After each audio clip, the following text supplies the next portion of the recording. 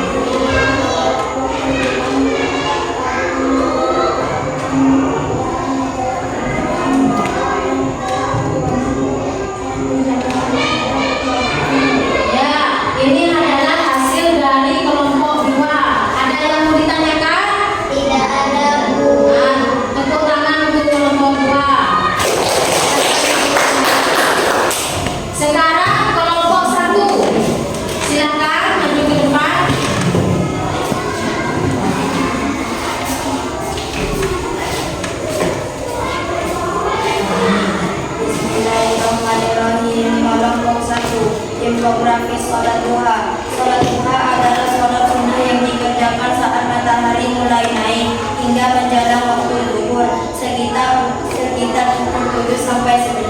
1. Persiapan dan niat. Pastikan Anda telah berwudu dengan sempurna dan menutup aurat.